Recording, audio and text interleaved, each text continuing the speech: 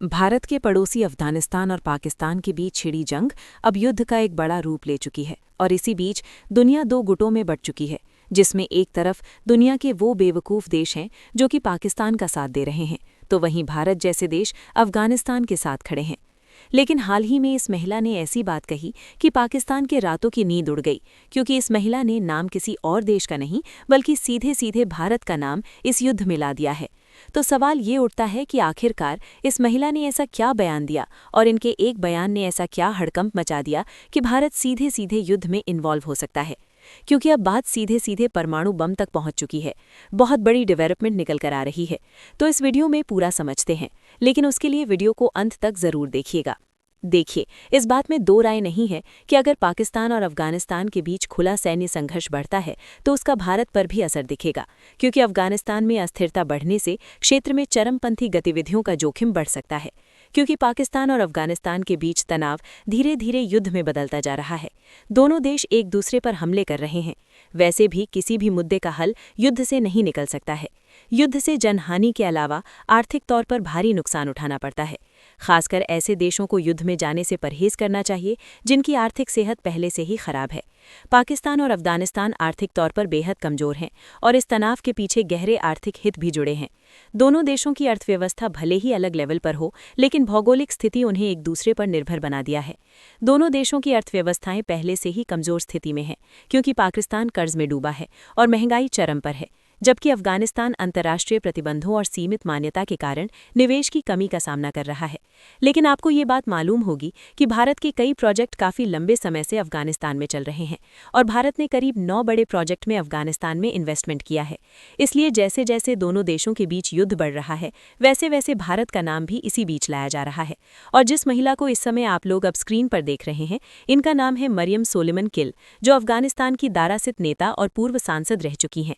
और इन्होंने हाल ही में भारत का नाम लेकर दुनिया के सामने एक ऐसा बयान दिया जिससे जो पाकिस्तान अभी तक अफगानिस्तान पर हमले के बाद हमले किए जा रहा था, वो अभी एक पल के लिए हैरान हो गया। दरअसल मरियम ने भारत सरकार से अपनी अपील में कहा कि नई दिल्ली इस्लामाबाद पर दबाव बनाकर पाकिस्तान के आतंकी चेहरे पर से बड़ा पर्दा हटाकर वहां वैश्विक प्रतिबंध लागू करने में अपनी अहम भूमिका निभाए। मरियम ने यह भी कहा है कि भारत इतना मजबूत है कि वो अंतर्राष्ट्रीय मंचों पर इस्लामाबाद की आतंकवादी हरकतों को सबके सामने लाकर उस पर प्रतिबंध लगाने के लिए दबाव डाल सकता है। मरियम ने ये मांग भी की है कि पाकिस्तान को तुरंत परमाणु मुक्त किया जाना चाहिए, यानी कि पाकिस्तान जैसा देश जो कि आतंकवादियों का सपोर्ट करता है और अपने यहाँ आतंकियों को ठिकाना देता है, उसके पास जितने भी न्यूक्लियर केपेबल हथियार हैं उन सभी को डिस्ट्रॉय कर देना चाहिए।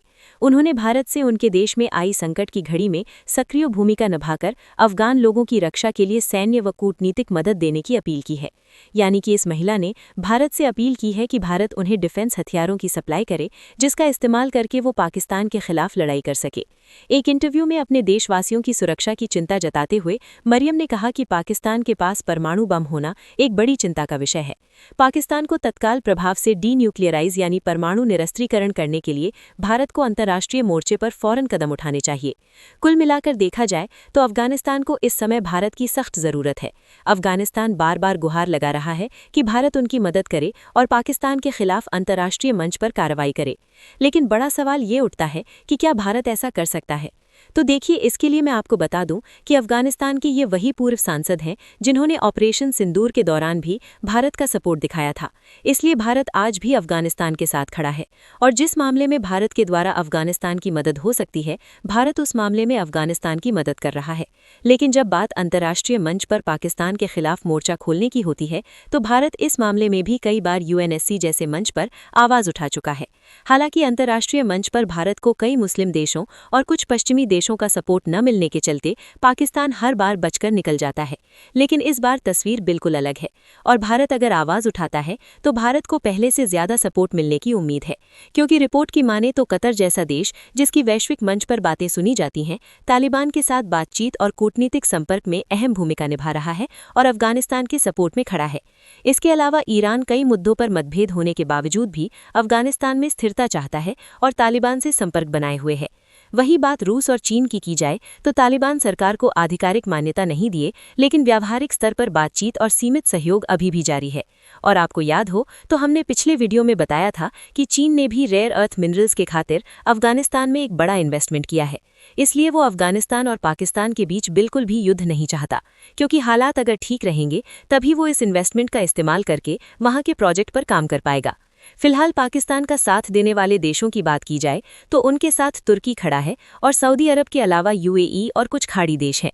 और इस बात में दो राय नहीं है कि तुर्की और सऊदिया कभी एक ही बात का समर्थन नहीं कर सकते, क्योंकि दोनों अपने आप को मुस्लिम जगत का खलीफा समझने की कोशिश करते हैं।